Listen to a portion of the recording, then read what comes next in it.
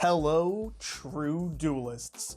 My name is Craig Fee, and as always, welcome to the Yu-Gi-Oh! Update. After weeks of waiting and complaining, Konami at long last released the ban list, bringing an end to the 138-day format that has become the longest one in the entirety of this game's history. Taking effect next Monday on October the 3rd, 2022, and lasting for the Konami patented a few months. However long that will be. And so what did Konami see fit to do to help fix this format?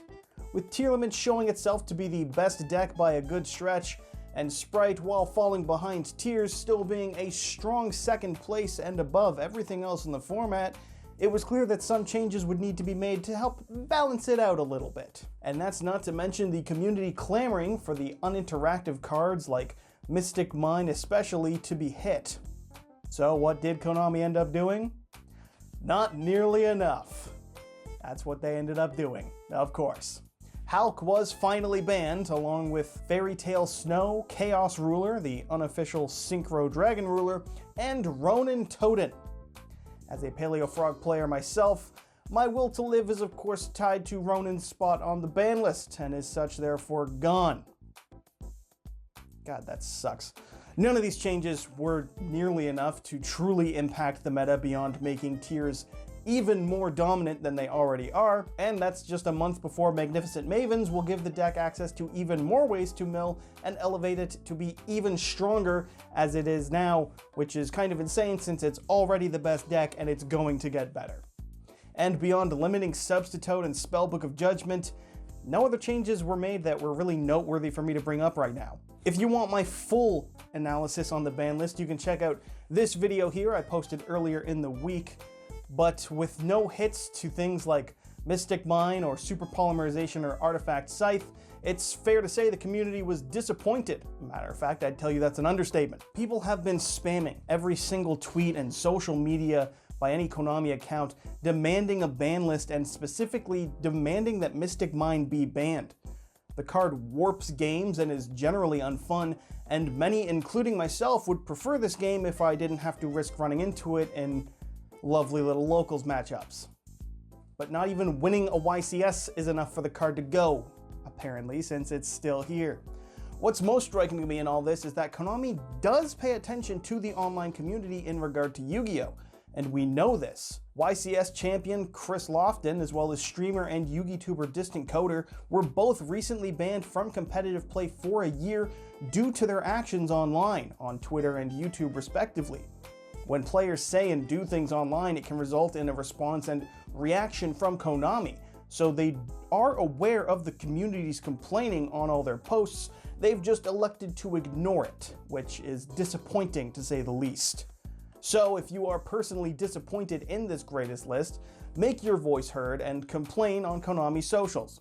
Be respectful, mind you. This might be a children's card game, but that doesn't mean you yourself have to be a child.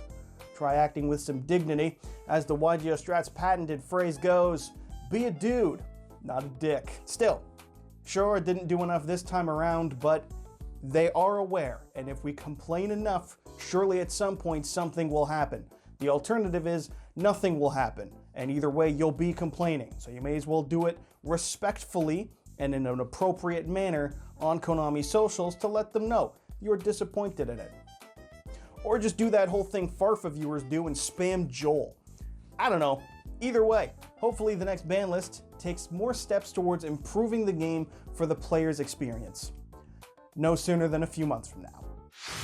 In competitive Yu-Gi-Oh! News, we've got some big events coming up for Mystic Mine Burn to hopefully win and get itself onto that ban list, starting with YCS Utrecht, which Konami has tweeted is almost at full capacity. With only 300 seats remaining as of the 27th of September, if you are planning on going, don't pull a YCS Niagara like everyone did at a YCS Niagara, apparently. Probably could have worded that better.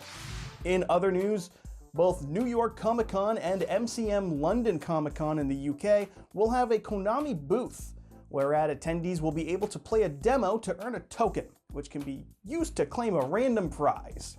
To which you might be saying, who asked? You did, or you're about to, because look at this, the bunny. Konami is promoting the prizes, namely the plush of Rescue Rabbit.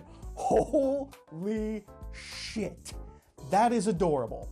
I need it. I may need more than one, as a matter of fact.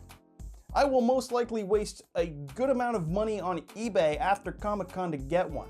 More ideally, Konami would release these to buy on the store a la the Pokemon Center does with the little guys I completely forgot to grab before recording it, so enjoy this image of them instead. Maybe I'll film them, who knows? The little Pokemon critters. But if nothing else, give me the bunny. God, those are so adorable. That is so, I fucking love it.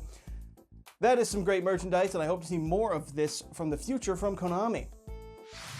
In product news, the Crystal Beast Structure Deck officially dropped, giving players easy access to Ash Blossom as well as cards like Ghost Bell and Dimensional Shifter. A welcome change compared to the money I personally wasted on a case of tins.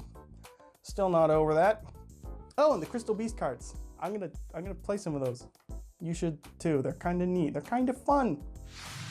Also in product news, Konami did announce that OTS Pack 20 would be delayed, releasing on October 26th, 2022 for North American players, and in the EU on October 19th, 2022. Also announced was the first Ultimate Rare of the pack, Ghost Reaper and Winter Cherries. And Mystic Mine! That is if you believe the edits being posted around to play on people's outrage that mine is still not banned. Man, a third time I've mentioned that, should probably drop it.